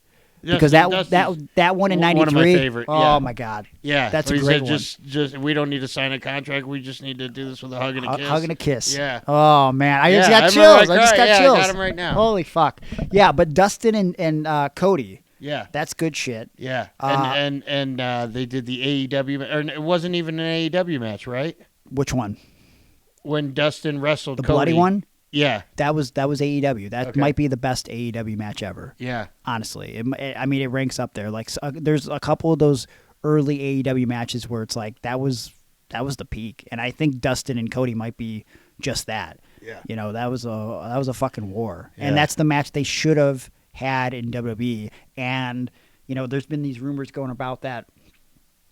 Dustin is a free agent, and I think he's probably making a lot of money in AEW. I know he's got a school and everything, but I think there's something to be said about. I think this is the first time, based on the story and everything that's happening, the WWE crowd always had a hard time getting behind Dustin Rhodes. Yeah. Always loved Goldust, but I think they've always had a hard time getting behind Dustin. And I think this could be his last ride, but it could also be his best ride, because I think they would love him beyond the face paint, and they would love him as Dustin for the first time ever. Well, here's why. Because we know Orton's going to turn sooner or later against him. Kevin Owens has turned against him. Yeah. He's got all these people that have already, he's maybe stepped on them on the way to the top. Unintentionally, because Dustin or Cody will be portrayed as the best babyface, clean-cut white meat of all time. Yeah. And once he's out of allies, he's got to go to family. Sure. Yeah. Which, and I think that's the like. Dustin's got to come back. I would love to see Dustin now, like with the type of work that he's been doing in AEW, like Dustin versus Randy Orton. Yep. That sounds ridiculous. Nope. That would be so fucking good. Dude. Yes, it would. Like so fucking good. Like again, both of them are at their peak right now. I'm getting pumped just thinking about it, because like that is like the type of wrestling I like to watch. Like storytelling. There's an element of technical prowess involved with that. Like Dustin was always fucking great. Like even back in the early 90s when he first started. Like it's, we talk about how, I always joke about how Steve Austin, 8-year journey culminates in WWF Gold. Like, fuck you. Like, took you 8 years to be the WWF champion. But like Steve was so good a year in. He always looked the part. And then just if you watch him in 92, you would think that guy had been wrestling at least 10 years at that point. He was there for like almost 3, wrestling on a regular basis. Dustin was the same way. I think he starts around the same time in 88 or 89, and like he just always was fucking good. See, I was into Dustin Rhodes, the Natural, in WCW. Dustin Rhodes with Dusty on his first run. When they lost to DiBiase and Virgil or whatever that was. Yeah, that was not a good run for him. No, and it was quick. They got him right out when Dusty left. Yeah. Goldust, I was freaked out legitimately by and was like, what the hell are they doing? They just destroyed this man's career. Yeah. And then 3 weeks into it, I was like, I get it now. Oh my gosh, this could be killer. And then I say this story all the time, but when I went to the Richfield Coliseum or the Gund Arena, and Goldust wrestled Savio Vega, and he was giving him the punches in the corner. Yeah. And he requested the microphone. He told the people, if you continue to boo, I'm going to come out there and kiss every single one of you. Yep. And the dudes were fucking pissed, but nobody wanted to boo. And you were on the, you were part of the beginning of that, because we've heard the story since then that Goldust was having a hard time finding the character. Yeah. But it was Savio who told him, why don't you try lean into it. Kind of, go around for a waist lock and then start feeling up my chest, you know, and stuff like that. And he's like, oh, okay. Yeah. And not that, it has to be gay. Yeah. But it has to make you uncomfortable. And of course, I'm going to be uncomfortable with anybody doing that. Yeah. And that's like, listen, that's just psychology in pro wrestling, in movies, in any type of storytelling.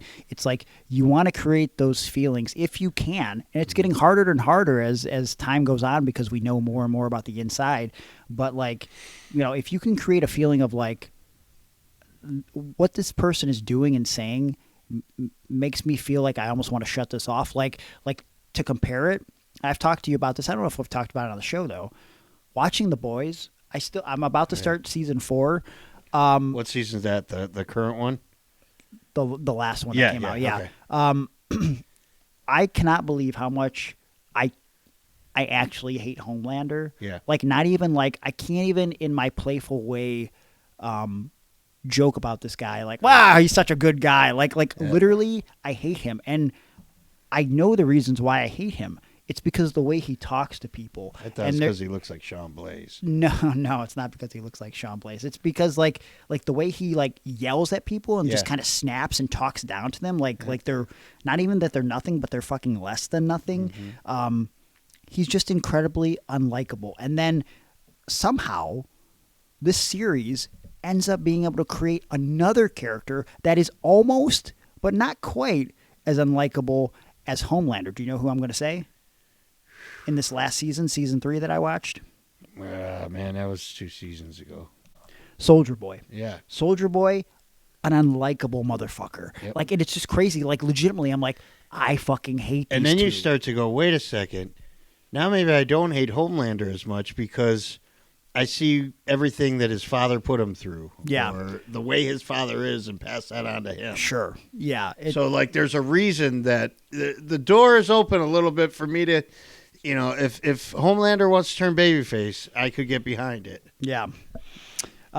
So, yeah, I don't know. I think Dustin coming back to WWE would be super cool, but who knows what will happen, what the future holds. I'm trying to think I liked when you and Veda got back together. I like that too, and that wasn't planned in advance. No. It was a day of the show thing because it was supposed to be the Motor City Machine Guns versus Johnny and Candace. And then that day I showed up. I don't remember what we were supposed to do, but John Thorne just kind of goes, hey, you and Vader are going to reunite tonight and wrestle Johnny and Candace. And it's just one of those things where, listen, I prefer when things have a reason. Yeah. We didn't have a reason to get back together, but sometimes, at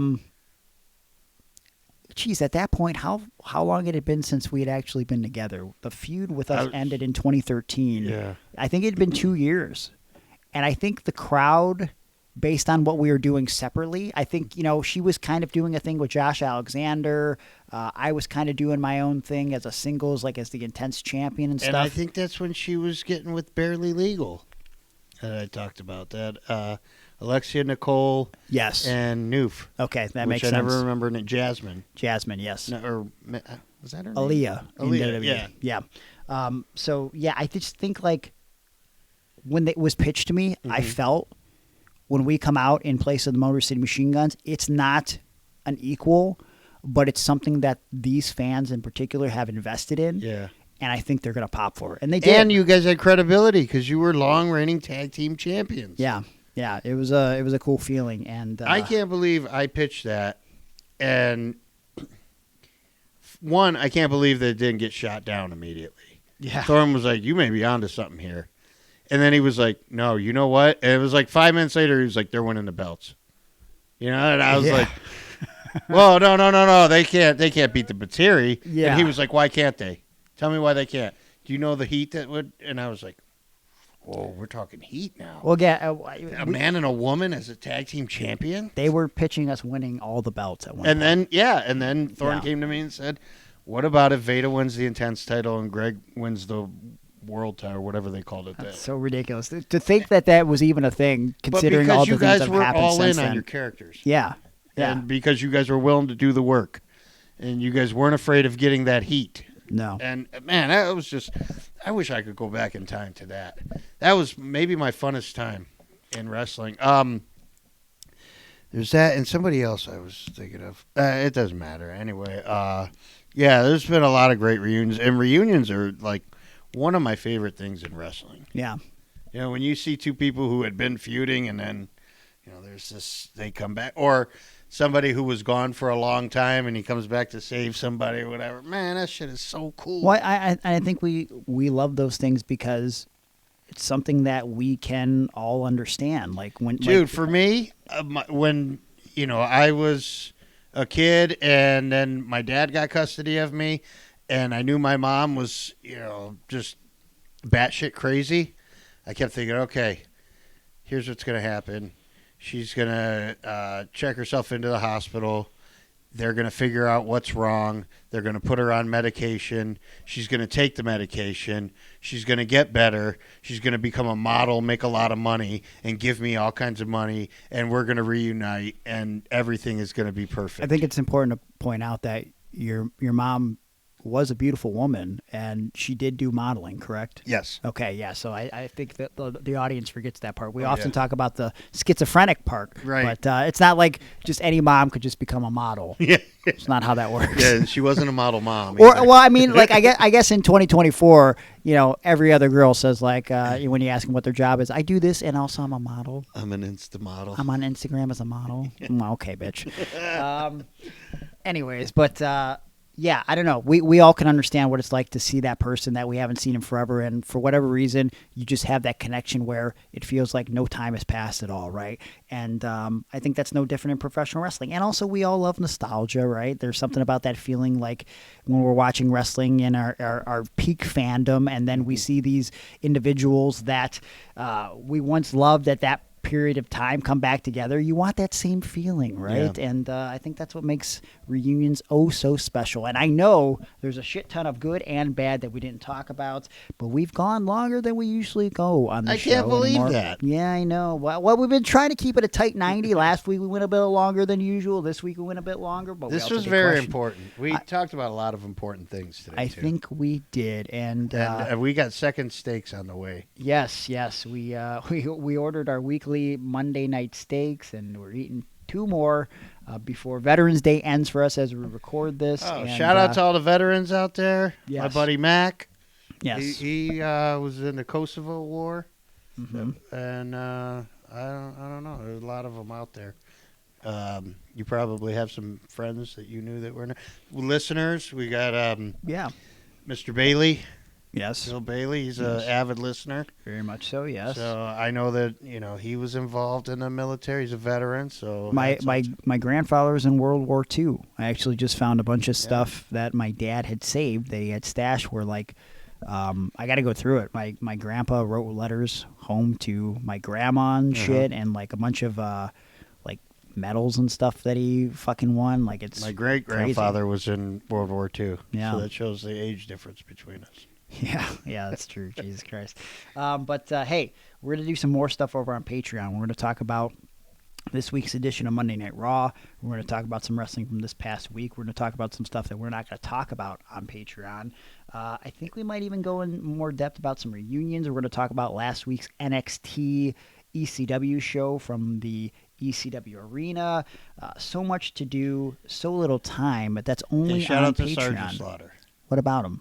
Veterans Day. Well, He's a veteran of the ring. Yeah. If anything. His character, for sure. No. I mean, he's a veteran. Yeah. But, hey, patreon.com/Iron Wrestling for a buttload of bonus content. We're going to have probably a couple extra hours of audio over there this week, and it's exclusively for you if you sign up. $3 gets you in the door for the bonus audio, and including the archive stuff dating all the way back to 2019, and $5 will get you video. $9 gets you involved in the live chat that we do just for you. You get at least an hour of my time, and we're going to do this before the end of the month. Maybe we'll do it around Thanksgiving. I don't know. There are a lot of things to be thankful for right now. And, there's a lot of things not to be thankful for, too, but we're not going to get into that. You got to look at things with a good perspective because it shifts the world around you, right? And I would really appreciate if you follow us on social media at Iron on Wrestling. Make sure you subscribe to the podcast wherever you download the show. Subscribe to the YouTube channel as well. We're always uploading the shows on there as well, some other video content. And make sure you follow me on social media. I'm Gregory Iron on X. Gregory_Iron on Instagram, Facebook.com/TheHandicappedHero. You can DM me there for pro wrestling, motivational speaking, and pro wrestling seminars, which, of course, as I mentioned earlier, I'll be doing a seminar this weekend in Washington for Northwest Pro. Make sure to check them out on social media for all the details. It'll be 3 p.m., of course, on the Pacific time zone, and I'll be on a show later that night for Northwest Pro. The night before, I'll be wrestling for SOS Wrestling in Tacoma, Washington against Steve Miggs, and I'm really pumped to be back in Seattle. So if you're in that area, I don't get out there often, so please come out and support independent professional wrestling. You can buy my shirts at prowrestlingtees.com/Gregory Iron. You got my shirts, Aaron shirts, Iron on Wrestling shirts, a plethora of merch that you can buy. Cameo, if you'd like a shout out. Aaron, what would you like to plug? Well, I'm off Truth Social. I deleted my account, so nobody can find me there anymore. What a sad day. But I am on Instagram at Fair to Aaron. I am on X at Fair to Aaron. I don't even know how long I'll be on there. Maybe I'm gonna delete Facebook too. I barely post on X. I gotta go back to MySpace or something. It's very toxic out there, my friend. Will you put me in your top 8? 10. Or you're gonna switch it to you're gonna go the higher route. It started out as 8, yeah, which I don't know why they picked 8. Yeah, I'm not really 10. Sure. Like whoever in life You'll before be 10. MySpace was like, oh, you're definitely in my top 8. What? Yeah, I'm not sure. Anyways, that's it for this week. Hey, yeah, we're gonna give a nice consensual kiss goodbye. Stop that. I didn't consent to that. My name is Manny No, we don't want I Manny am Skates back. Batman. No, get out of here.